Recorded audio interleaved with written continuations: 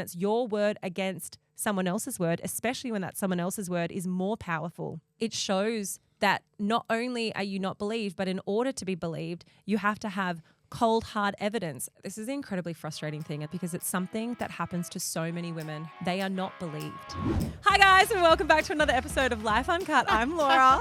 I'm Brittany. We have had the funniest morning. We've been in hysterics all morning. Have you been in hysterics? Yeah, hysterics. Yeah. That's what we call them. It's hysterics, guys. I was reliving my weekend, which was very, very funny. Now, look, I know that I am like the most annoying little thing in your guys' ear. I'm going to say it once. We don't have to sit on it. Ben is coming in 1 week today. Coming, literally, inside me and physically coming to the country. It's in the calendar. We did the request. Everyone put it in their calendar.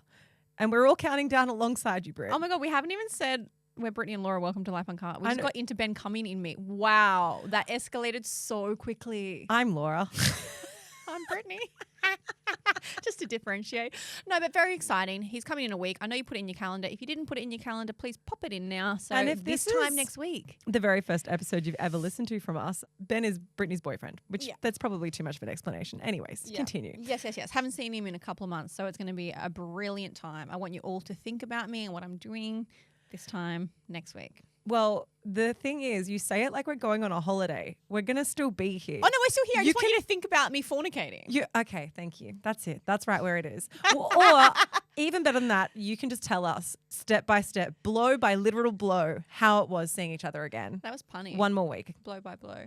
Thank you. Speaking of funny, I need to tell you what happened to me on the weekend because I had my own accidentally unfiltered. Like, I'm not often mortified. You guys know that. I don't get embarrassed very easily, but I was proper mortified at myself. I wanted to dig myself a hole, bury me over the top, but obviously I couldn't. Logistically, that is impossible. So I was at a party. I went out, which I also don't do very often, but I was at this party and it was outside near the Harbour Bridge in Sydney and it was packed. Like the balcony was jam-packed with people. And it was one of those parties that wasn't sit down. It was literally at like a fancy bar with like hors d'oeuvres, finger food, a bit of a bar tab. So everyone was just thriving, right? So I'm standing there and I'm starving because I was late to the party. So I didn't have dinner. So I went there and I was like, I'll just get some of the finger food when I get there. This is also, this is a mutual friends party. I could have been there with you, Britt, but instead I wasn't because I have children and I'm not allowed to have another night off from them. You could have experienced this moment with me. So I'm standing there having a drink, waiting for the food, and then I can see it come out. And you know when you see a waitress come out with food, you like eyeball them the whole time to let them know that you know, like when people are walking around with plates of food, you're like, just so you know I'm over here, like I'm eyeballing you. You know when it's finger food. When it's finger food, yeah. You're like, you always get the waitress's attention with your eyes. There's a technique. You stand towards the front because most waitresses they don't evenly bring it around. So if you're closest to the kitchen, you get the most food. Yes. Well, I couldn't get close to the kitchen because it was jam-packed like sardines, but it didn't matter because I could see her making a beeline for us anyway. So I thought, oh, she knows that the people up the back need the food because she was making a beeline through the crowd. And we're hungry. And she was kind of holding them up. Not many people were grabbing it. So I was like, beautiful. It was like a salt and pepper squid. I was like, I can see that no one's grabbing it. So there's going to be more by the time it gets here. So she walks towards me and I reach out and I grab some salt and pepper calamari and I'm like, thank you. And she gives me a really weird look. And I was like, okay, that was rude. Were you like, do you have a serviette and some sauce? So she walked past me and I looked to the people I was with and I was like, she was so rude. Like I said, did she not hear me say thank you? Eat my calamari. And then I turn around and make eye contact with her. And she's not a waitress. She's in fact a guest. She's a guest that ordered her own salt and pepper calamari and went and bought it and took it back to her table. She was eating it and I took the calamari off her plate as she was leaving and looked at her and said, you're like, that waitress is such a rude bitch. She should not be working in hospitality. Or I made eye contact and I was like, thanks, and just started nibbling at it. She must have been that entitled bitch. No, she would look at you and be like, oh my God, that's that girl Brittany Hockley. She's eating my dinner. She's a mole. Was a lifer, not a lifer anymore. What did you go and apologize? I did not. I left. You just doubled down. I didn't double down. I didn't go back for more. But I did in fact leave the party. Yeah. Oh my gosh. I've never been more embarrassed in my entire life because I thought I don't want to make it worse. I mean, in hindsight, no, I probably should have gone and explained what had happened. Yeah, to make that better, an explanation would have helped because now there's Especially if she did recognize you, because now there's She a woman did for out there. sure. She might have.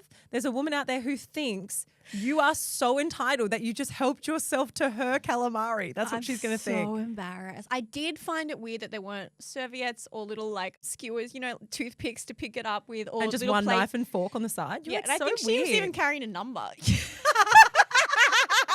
Look, it all adds up in hindsight. So if you're listening, I'm mortified and I'm so sorry. And if I wasn't a few espresso martinis deep, I probably would have had the emotional intelligence and social intelligence to go up and explain it. But I just died inside and I just had to smoke bomb and leave. This is also a reflection of the fact, like, Britt, as much as you get out, you also don't get out that much. I don't get out much. Genuinely. I can't remember the last time that you went to, like, I went to a party. No. Or maybe the only parties that you're going to are ones that often have hors d'oeuvres. Were there actually people walking around with finger food, or did that not happen at this place? There's no fucking finger food at all. You're like, where is the finger food? This party sucks.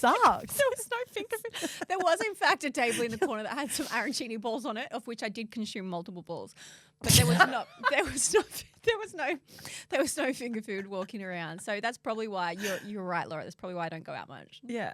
And I can't. last note in my defense, she was wearing black. Okay. That's Yeah. her fault then. So I'm gaslighting her. It was her fault. Did she dress like a waitress? Did she have a name tag on? No, there was no other indication besides the fact that she had food. There was nothing. She didn't actually look like a waitress.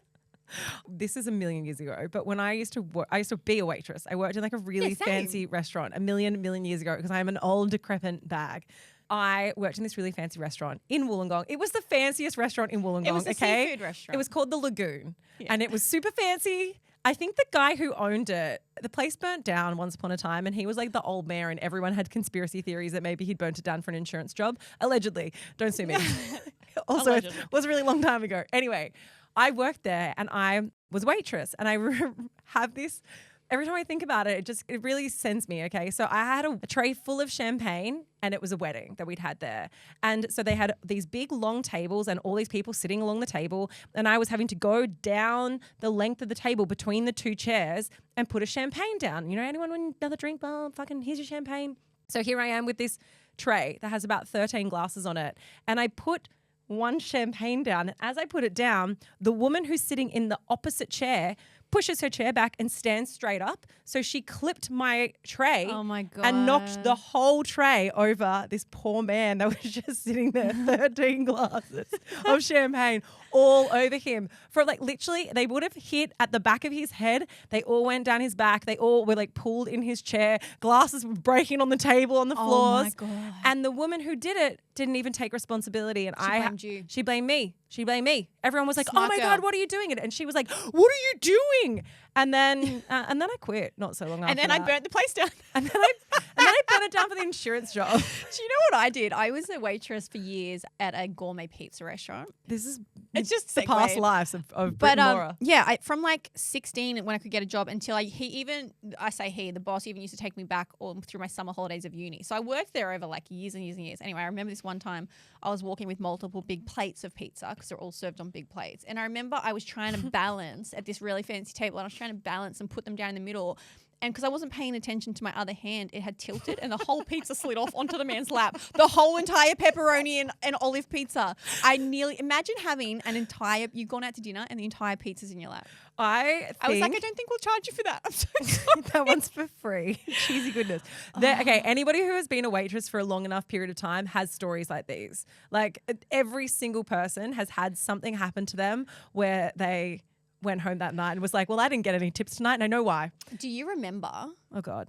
this is like the ultimate accidentally unfiltered that we had written in about the oysters. If you're an OG, you might remember this. Okay, I'm going to remind you. So there was a girl that wrote in that said she was working at like a seafood restaurant, and we're talking about how we used to eat leftovers and stuff. Like I used to eat pizzas for sure. If people didn't eat their pizzas, I'd go out the back and eat those pizzas. So, okay, what Britt's referring to is because when I worked at this restaurant, The Lagoon, people had really expensive seafood platters. And if they didn't eat all the seafood platter, the staff would eat it off their plate after we'd taken it in to the kitchen. I think it's standard. Like I think most waitresses will agree that was, as long as it wasn't, it's different. If it's like a half-eaten chicken schnitzel, like you're not going to eat it. But for me, as a pizza girl, pizzas are in pieces. So like if there's half a pizza that's not eaten, I'm not throwing it out. And also I was poor at uni.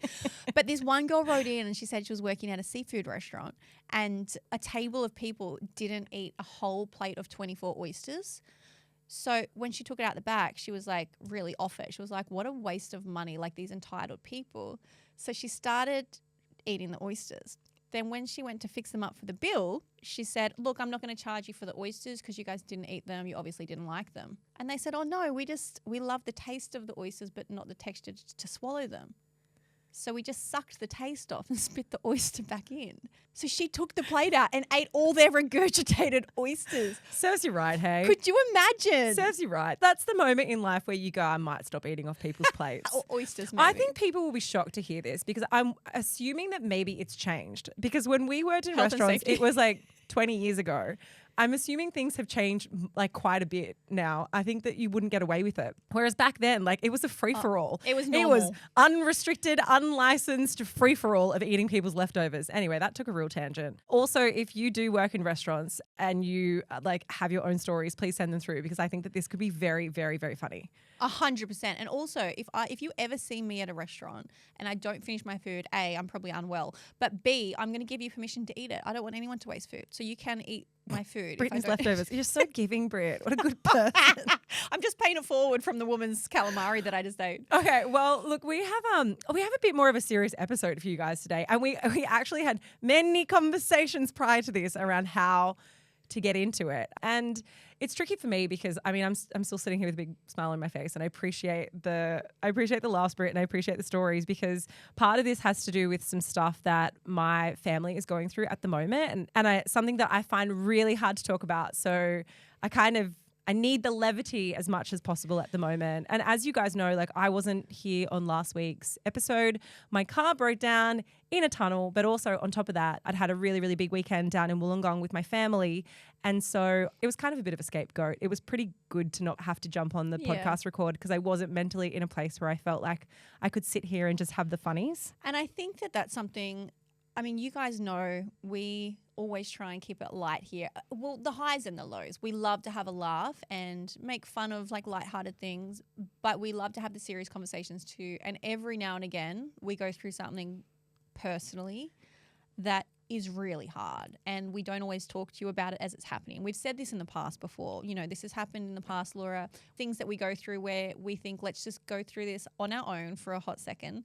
And you've been going through something for quite a while and now you feel like it's time to share. But on that, Britt, we also, like for you lifers, for this community that we have, we are so appreciative and it is such a privilege to be able to share these parts of life with you. Like you guys have been there for all of the best bits, you've been there for the funny bits, and you've also been there for some truly shitty, sad times of what's been going on in life. And this conversation that I wanted to share with you guys today is something that is not just affecting me. And I think that that's also a reason why sometimes it takes us a while to be able to have the conversations. Firstly, making sure that other people in our family are okay with us sharing things that directly affect us, but also affect other people more. And that was definitely the instance for this. So I have spent a lot of time down in Wollongong recently, and I'm going back down there after this record because my stepdad, who has been my mum's husband for like the last 20 years or partner for the last 20 years and who has played like such an incredible role in our lives since my mum has been in a relationship with him. Well, 20 years is a really long time. Like that takes you back to your teenage years. Yeah. Who's And your stepdad? his name is Neil. He is an incredible man. And he was diagnosed with prostate cancer 8 years ago. And when he was diagnosed, it was stage 4, it was terminal. And we have had 8 incredible years with him since. So we've been on borrowed time, but he is in palliative care now. And it's been a really sad and difficult time watching him deteriorate and being down at the hospital and being there for mum. And I guess I have more than just wanting to share the sadness with you guys. The reason why I wanted to talk about this is because I don't think that we talk about prostate cancer enough. Certainly we don't, because the age that we're at, it's not really something that affects us yet. You know, for a lot of the people who listen, prostate cancer is something that you think, oh, you know, it's when you're in your 70s or your 80s, that's something that old men get. Neil he's in his mid-60s.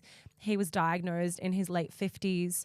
And I know that he never would have thought that he was going to be the one to get prostate cancer. And I guess the reason why I wanted to talk about this is because I would ask the question, how many of you listening to this know when your dad had his last prostate check? Who listening to this has ever had a conversation with their dad or with whoever it is that's maybe an older male figure in their life that they're close to, whether it's your grandfather, it's your dad, around prostate and around their health? There's some really crazy statistics. So the Cleveland Clinic do a survey every year. It's called their National Mention, M-E-N-Tion, great pun, campaign. And it's all around examining why men are so avoidant around going to doctors. And some of the statistics are pretty alarming. And I say that because as women, we are so conditioned to go to the doctors. We're so conditioned to have our tests. From the time that we are quite young, we're told about pap smears, we're told about cervical screenings, we're told about mammograms. Like, we know that this is just a part of being a woman, is going and having the general health checkups. I feel like we're also, might be a bit of a blanket statement, but I feel like we're also more in tune with our bodies and like things that change. We're more aware of going to get something checked as well. Whereas a lot of men, even when there are changes happening to their body or they're feeling different things, they're less inclined to want to go and investigate that. I think it also pertains to toxic masculinity. You know, we have many conversations around the patriarchy on this podcast, but one of the things is that men who have been conditioned to think that they are the stoic types, or they're the ones that need to provide for their families, or they're the ones who just kind of get on with it. You know, oh, it's fine, I'll get better, don't worry about this thing. They're the types of men who avoid going to the doctors, who avoid getting tests done, and these tests very, very much could save their lives. And I just wanted to read some of the statistics out for you guys. So 50% of men say that they're less likely to receive medical attention than women. 50%. That's huge. They are 50% less likely to receive medical attention. 65% of men surveyed said that they avoid going to the doctors for as long as possible. Only 3 out of 5 men go to the doctor for a routine checkup. Only 12% of men would turn to a doctor if they had a health issue. 12%? Only 12% said that they would turn to a doctor first if they had a health issue. Wow. And 37% of men said that they have withheld information from their doctors in the past, specifically because they weren't ready to deal with the potential diagnosis that it might result in if they were told the truth. I spoke to my mum. This is when I say, that often when we have these big things happening in life that we have to consider the other people that it affects. I talked to my mum about it, and I was like, the reason why I want to have this conversation is because I really want to encourage everyone to talk to their parents around making sure that your dads are going and getting this prostate checked, because as far as we are aware, Neil hadn't been to have his checks regularly, and by the time it was diagnosed, it was so progressed. It was already in his bones and in his lymph nodes. And I don't want to say, and this is the thing that makes me feel so upset, is because I don't want to say that maybe it was avoidable, because who knows, right? And it's so unfair to him. It's unfair to his children to think that maybe this could have been found out earlier. But I also know that Neil is very strongly advocating now, telling his friends, telling people who he cares about, like, make sure that you're going and getting checked, because the alternate is realizing that potentially your avoidance of doing something has meant that you didn't bypass getting cancer. You just created a situation where it was untreatable. And you just weren't aware of it for a little bit longer. Yeah. For anybody who has seen someone that they care about go through something that they can't get better from, I guess, and watching like the impact it's had on mum, and I think he's such an amazing man, and he's got 6 grandchildren. He's got 2 biological children, and he's going to miss out on them getting older now. There's so much. There's so much that is so sad about it. It really, really is. Yeah. So it's been a big few months. And I think also with my mum, you guys know I've spoken about it loads over the course of the last 5 years. My mum had a really hard run in relationships. My parents got divorced when I was 3. She got remarried to my stepdad, who was a really horrific person. And we had my brother, though. So that was like the one good thing. We were saying the silver lining of that fucking awful 8 years of everyone's life. And then she eventually met Neil. He's just such a fucking good guy. He's a wonderful man. He's an incredible man. And I think it's so sad that, she's spent all this time. She finally met someone who's an incredible, incredible guy, the person you think you're going to grow old with. And then that gets robbed so short. So if this conversation makes you do anything from listening to this podcast, like have that awkward chat with your dad that most people never would. Ask him when was the last time he had his prostate checked. And if he said it's something that he hasn't had done or he's adverse to it, or maybe it's weird to have those conversations with your dad, push through it because it genuinely could save his life. And it also could mean that you're not in a situation that our family is going through right now. And so, Laura, what are the recommendations for men when they're getting their prostate checked? Is it from 50 years old? Yeah, so over 50 years old. And now it used to be like the stigma around having a finger in your ass. It's over 50 years old. It's every 2 years and it is done by blood tests mostly now. There's still obviously some, you can have internal exams if there's maybe the suspicion of something, but it is as simple as a blood test. So it's changed so much. It's changed so dramatically. So for any men who maybe don't even know that that's the case, like, because I wouldn't have known had I not had to look it up.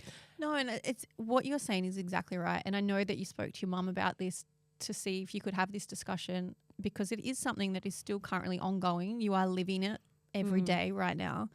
And I think it's amazing that both Neil and your mum want to advocate for this because it has changed, their life, the course of so many people's lives. And it's so common. Like the other thing as well is like, and this is something that might not be widely known, but if you're diagnosed with prostate cancer young, it's way more aggressive. So a lot of men might get prostate cancer and it's not actually the thing that kills them because they'll die from being a ripe old man. But the younger you get prostate cancer, the more aggressive the prostate cancer is, which is why it's so fucking important that if you don't already have it in your family, you start getting tested from 50. And if it is something that's common in your family, it's even earlier than that. And it's for that exact reason, So for Neil, that's just the really unfortunate part of it is that by the time it was diagnosed, it was already so advanced. And we were told at the time that he would probably only get 5 years. 30% of people who had cancer that advanced don't live beyond 5 years. Sorry, only 30% of people do. And we have had 8, which seems like an incredible amount of time, but 8 years is still not enough. And a couple of weeks ago, it was funny. One of his friends was like, it's like having your own wake, but we had a celebration of his life, which he was able to be at. And it was a really, really special day. He's been a really active participant in like the music community in Wollongong. He's a school teacher and he's played in so many bands. He's a brass player, but also they have, and I'm sure like lots of like local smaller communities have it where like the schools all get together, the public schools all get together and they put on like a big show. Wollongong has a version of that. And so this celebration of Neil's life meant that so many of his students came, like his colleagues came, all of his brass band members came and they put on this big thing for him and this big show for him. The money was all supported to go to prostate cancer research because everyone paid like a $10 admission thing. But I don't know, it was a really beautiful celebration of the life that he had, but it's such a fucking weird thing to celebrate someone's life who's still here that you know that they can't get better. I mean, it's not something I've ever really thought about. Anyone that I have lost in my life has not known that they were passing, I haven't very luckily been around anybody that has had a slow deterioration. Like people in my life have just passed away. So I've never been in a situation. A palliative care.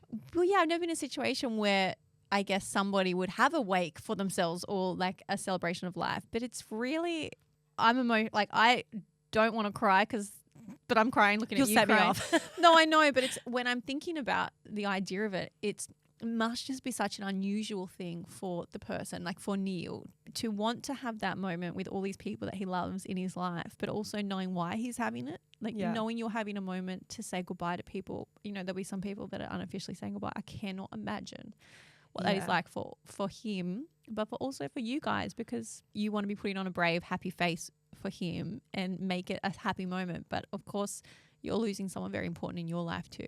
Not only are you losing like such an important person in your life, like your stepdad, he's not just a stepdad, he's like a dad, he's been around for 20 years, but you're also watching the people that you love the absolute most in life go through what they're going through. Like you're watching your mum, like if you think of how much you're feeling about losing someone that you love, she's losing her life partner and her soulmate.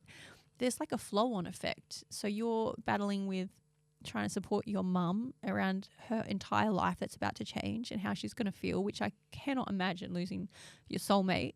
But then also you have another layer that's like your loved one that you're losing as well. So Neil has 2 biological children. I never want to speak on behalf of them. Yeah. Like they're my stepbrother and sister. They're amazing and they are like they're so strong. Like I can't even tell you, they've been incredible. But then I think of my mum, and she's the person who I feel the most responsible for in some ways, and how, you know, it's this, and I think it's something that so many of us will go through. It's this transition, right, where you're still a child, like I'm still my mum's child, but I also feel a responsibility to care for my mum and to make sure that she is okay in this next transition of life, and that she is able to take care of herself and she feels supported. And I know Wollongong to Sydney, for anyone who's listening who's not from, you know, around this area, which is probably most of you, it's an hour and 45 minutes drive. It's not a huge drive, but it's enough that you can't just pop down to check in on how mum's going, you know. And supporting someone else as well through their grief, and supporting someone else through what will be a huge life transition of losing their partner. And I don't know what that looks like yet, because we haven't gotten to that point. There's definitely been a lot of sadness at the moment, but I think things for her and life for her, I don't even think she's aware of how much it's going to change, or maybe is not even able to process that, because at the moment we're just processing him being so unwell and the palliative care aspect of it. So yeah, I think there would be a lot of people listening to this who's been through that sort of immense grief alongside their parents. And it's almost grieving while it's almost like you're going to have to re-grieve, you know, once he passes away, because you're grieving the life that's about to come. Yeah. Guys, like, you know, we come here, we're all ha-ha, rah-rahs often, but sometimes there's other big things going on behind the scenes. And yeah, I know we've said it a few times, but if you take anything from today's episode, please make it that you have conversations with your family around this stuff, so that maybe in the next 10, 20 years time, it's not a weird stigmatized thing that men do talk about their tests, their medical tests, in the same way that we talk about it as women. We talk about periods and pap smears, and we make jokes about it. And I don't know if men have the same ability to have those conversations in their friendship groups. So maybe we can have them within our families instead. And we talk about advocating for your own health all the time. Like, at the end of the day, no one is going to go and do something for you. No one is going to go and investigate your health issue unless you don't take control. And totally. And this is another one of those things, but we know that men need more of a push. We've just got the statistics. So have the conversation. I messaged my dad straight away the other day when Laura and I had a really in-depth conversation about it. And I just thought, wow, I've never asked. I don't know if you said, has your dad got a prostate check? I said, I don't know. And then I thought, why don't I know that? So I messaged my dad immediately. And luckily he said he's been getting them every 2 years. Yeah. So it's something just to make sure. Well done, Tony. Proud of you. I'm proud of you, Dad. Well done, Papa Tony. Because he knows he would have felt my wrath as well. If 2 weeks ago, this wasn't even a question for me. And now I'm like, I would have annihilated him if he had said no. I would have gotten really angry. Like, why aren't you going to look after yourself? Yeah. Well, guys, I mean, yeah, that's a life update from me. Well, thanks for sharing that, because it's really important. And I'm sorry that you're going through that. And I know there's a lot of lifers right now that will go and have that conversation. Maybe in the future, Laura might not be on some episodes. You'll understand why. Yeah. Yeah.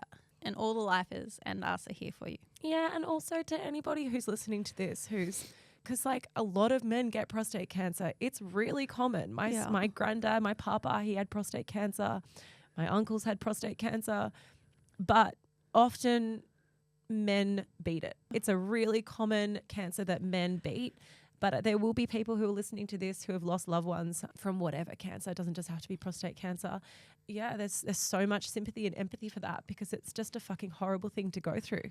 So to all of you who are probably listening to this and feeling like it's dug up some feelings as well, yeah, I'm sorry that you had to go through that. Yeah, well, I'm sorry you're going through that, and I know it's not over yet.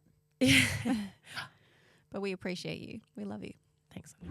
Guys, in the face of everything, we still wanted to bring you a normal episode of Life Uncut. I mean, I do genuinely want to say, like, thank you for holding space and for listening, and also Britt for letting me have that conversation. But we did want to have and bring to you a normal episode. And there's been something that has happened over the weekend that we cannot not talk about, because it is so important, and it also is very reflective of greater conversations that are happening right now across Australia and across the world to do with domestic violence.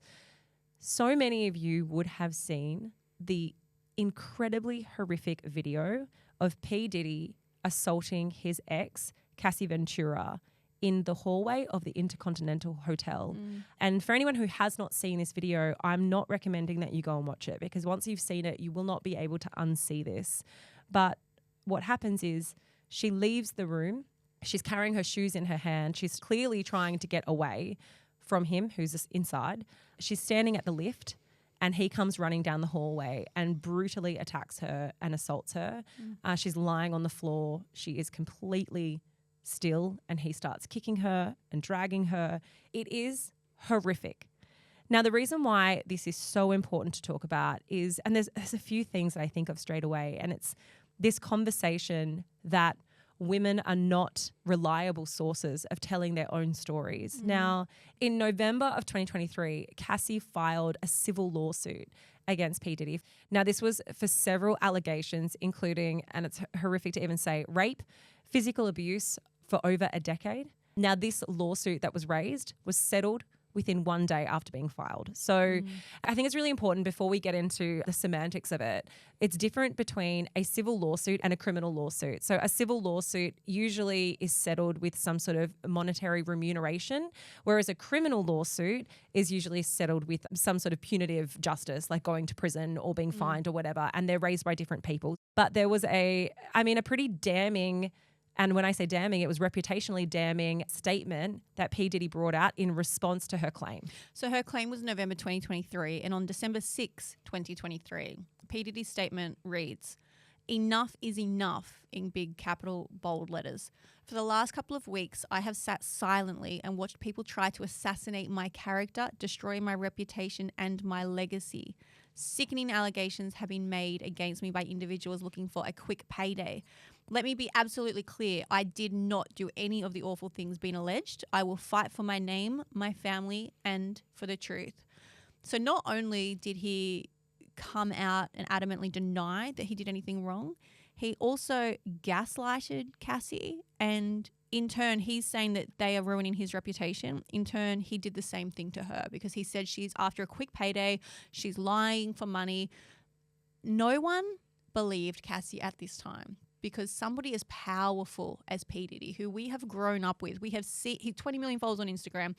Everybody knows who he is. Yeah. She was 19 or 20 when they started dating. Like, the power imbalance was astronomical. So for her to have had the courage, after 10 years of on and off, to leave the situation and then report that there was sexual assault, rape, and physical abuse in the relationship, I cannot imagine how brave you have to be to report that in any situation, let alone going up against someone as powerful as P. Diddy. But this is the incredibly frustrating thing. And the reason why we wanted to talk about this is because it's something that happens to so many women who are in domestic violence or in any sort of violent situations. They are not believed. She was not believed. Her credibility as a person who was presenting her own story was brought into disrepute by him saying that she was just after a payday.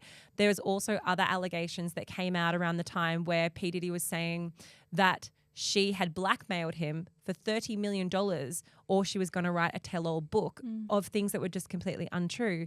And so when those things are circulating in the media and in the press, you're left to kind of make up this assumption about the type of person Cassandra is. And it's open to speculation. It's open to people's opinions.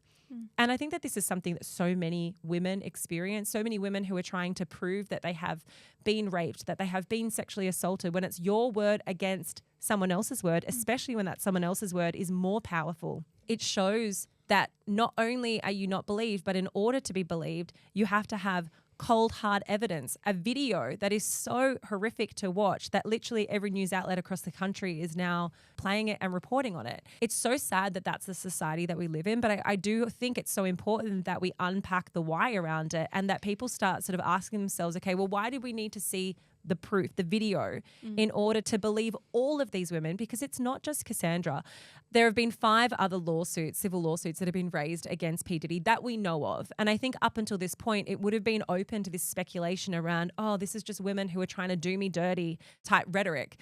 But I mean, some of these include, so in November of 2023, the rapper was accused of drugging, filming, and sexually assaulting a woman on a date in 1991. There was also a third woman who filed a lawsuit against him in 2023, claiming that he and another singer-songwriter, Aaron Hall, took turns sexually assaulting her and a friend in the early 90s. There was another one which accused him of sexually assaulting a 17-year-old girl at his New York City recording studio after drugging her and supplying her with alcohol. I mean, there's a common theme here, isn't there? That he is an absolute predator, like a frightening predator. And I think the other part of this that we really wanted to unpack, because so many people up until this point have reported on the video of her being assaulted, but he has actually come out and done an apology video, which we're not going to play. We're not going to play. And we spoke about whether it would be right or wrong to put that in here in order to give you guys context and to be able to better unpack it. But it is not worth the breath that it took for him to exhale those words. And it is so based in nothing. Once you match up the timeline and you look at the fact that in 2023 of December, he brought out a statement saying, enough is enough, I'm the one who's the victim here. And now that we're only in May, he puts out a statement, a sorry statement, saying how he's been to go and have therapy and how he's changed and it makes him disgusted. Bullshit. It's like you don't get to be those two things. You don't get to say it didn't happen in December and then in May say that you're so deeply sorry that you've had therapy and you never want to be that person again. When I see this, and when I first saw his apology video, firstly, at no point does he make an apology directed to the person who is the victim. He makes a reputational apology. That is an apology to people who he may have upset or offended, which mean he won't be able to make record deals and sell things and be as famous as what he once was. And I would hope to God that that is enough to cancel someone. When we talk about cancel culture and we talk about the things in which people have to do in order to be cancelled and how it seems like some people don't have to do a lot and other people have to do a hell of a lot and they never get cancelled, I would hope that I would hope that the line doesn't have to be drawn this far, but like I would hope that this is something that has someone absolutely cancelled and that he is unable to profit on anything after doing this to another woman. Well, infuriatingly, for those that are at home saying lock him up, which was my immediate response, I was like, lock him up and throw away the key. Unfortunately, in their state, the statute of limitations has passed. The statute of limitations is 1 and 3 years for two different types of assault. One is assault and one is aggravated assault. He cannot be charged for this now because too many years has passed, which seems fucking insane. Yeah. Like if you beat and raped someone 3 years ago, 4 years ago, why is that any different if it was 1 year ago? For me, you have not rehabilitated. And I want to read you one part. I know we're not going to play his apology, but one part of his apology. He said, "It is so difficult to reflect on the darkest times of your life, but sometimes you got to do that. I take full responsibility for my actions in that video. I was disgusted when I did it. I'm disgusted now." Okay. Firstly, sometimes you've got to reflect on the hard times of your life. That's what he said. Bullshit. You're reflecting now because you've been called out publicly in a video where you cannot deny it is you abusing your girlfriend. Secondly, I take full responsibility for my actions. I was disgusted then. I'm disgusted now. You took no responsibility. You denied this and gaslighted her only a couple of months previously, and you abused her for 10 years. Like, this is the most bullshit apology I think I have ever heard. And I hope you're right, Laura. He can't be held accountable right now in the eye of the law, but I hope for God's sake he's held accountable in the public eye. I think it's important to note though, so as we mentioned, P. Diddy is not going to be able to be prosecuted for this crime, but there are so many other civil lawsuits that have been raised against him, but there is also a criminal investigation that's underway against him as well. So he's part of an ongoing investigation into sex trafficking, and in March, federal agents raided 2 of his properties to find evidence alongside this. Now, it seems as though every single allegation that has ever been raised against P. Diddy, he just vehemently denies. And then at the time that this all happened, his lawyer called it excessive misuse of military level force and has maintained his innocence, which, I mean, hopefully they have enough information and evidence on him that he will actually pay some prison time for the things that he has done if he is found to be guilty. Also, I mean, some of you might have seen this if you've been staying close to the news. It's been reported that P. Diddy actually paid $50,000 to the hotel. It was taken in the hallways of the Intercontinental. The hotel has been closed since, so it's not actually a running hotel or under new management, but that he paid them $50,000 in order to make this video go away so that it was not accessible. So for someone who is so remorseful, it's like once again just reiterates you're only remorseful because you got caught. You're only remorseful because this video came to light and you have been made to be remorseful for, I mean, which you're not anyway. But also it's not known how this video came into CNN's hands, but it was CNN who were the ones to actually release this. And it was incredibly, incredibly damning. The thing that I think is so sad, we know that victims are not always perfect victims. victims don't always act and behave in a way that you might assume is akin to being a perfect victim. And that means that sometimes it takes people a really long time to come forward and feel as though they are empowered enough, that they have healed enough to be able to talk about the traumas that they have actually experienced. And 1 to 3 years doesn't allow people to process the damage that they've experienced and then also be able to face up to that perpetrator, especially when they're still fearing for their life, they're still fearing for their situation, to be able to process a court proceeding. So I think we're just lucky that we live in Australia in some respects, that limitation is much longer and that there can be justice for people. But even so, there's still so many people who will never come forward because the statistics say that they won't be believed. And I know, Laura, at the start you said, I urge you not to watch this if you haven't seen it. I, on my social media, took a different stance. I said, if this isn't going to be triggering for you and you don't have a connection to domestic violence, I urge you to watch it and I urge you to share it with people that you know, specifically men, because the most common thing we hear in domestic violence situations is, well, why don't you just leave? Or why didn't they just leave? Like, it's almost victim blaming. It's their fault. They stayed in that situation. This video is so evident that she is trying to leave. She has waited till he is asleep in the hotel till she can try to secretly sneak out at a safe time when he's unconscious. She hasn't even put her shoes on. She has her shoes in her hand. You can tell that she's grabbed a bag. She's covering her face with a hoodie and she's running to the elevator. When he discovers she's gone, he goes out and physically drags her back in. We lose sight of her as after he's beaten her on the ground, as he drags her back in. And I think that is really, really important to note, that people try to leave. It is not as easy as just leaving. And she would have tried to have left so many times and she came back because she was scared that leaving would be worse. And now can you imagine feeling that you don't have anywhere to go, or if you do leave that situation, it's going to be worse. She always felt like he was, and she said this, she felt like he was going to be more mad and the outcome would be worse for her physically if she didn't go back to the hotel because he would be more angry. He would beat her worse than he ever has before. It's so frightening, isn't it? Because there has been over the years an increasing swell around these conversations. And in the last couple of months, I think that finally it feels as though people are listening. Like, we had Bianca Unwin on the podcast a couple of years ago. Her sister was murdered by her ex-partner. And it's just like people retell their stories. People have been saying how horrific it is for so long. And finally, it kind of feels like, especially in Australia, like everybody is listening, like men are listening, like people are actually taking note of what is happening. But at the same time, exactly what you said, Britt, like it's so harrowing that sometimes we have to see it play out, to see the proof, to actually process how frightening it is. And to think that that happened in a public space, that happened in the hallway of a hotel where he would have known that there was CCTV.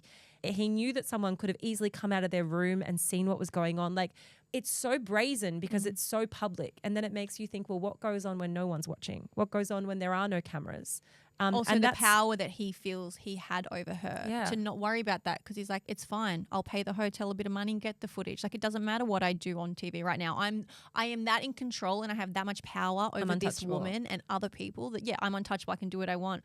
And disgustingly, there are still people, even though this footage has come out, I know you just said it's taken footage for us to physically see. There are still people that are commenting saying, well, imagine what she did then to deserve that. She's done something. There are still these misogynistic pigs of men that think that she still would have done something to deserve that. To trigger it. One thing I do want to finish with and actually give some space to Cassie's husband now, his name's Alex Fine, and he put out a statement that I think is wonderful, and I think a lot of people need to share it. I think a lot of men need to share it amongst men, because women have been screaming this for years and no one's been listening, and unfortunately it does take men to have these conversations as well.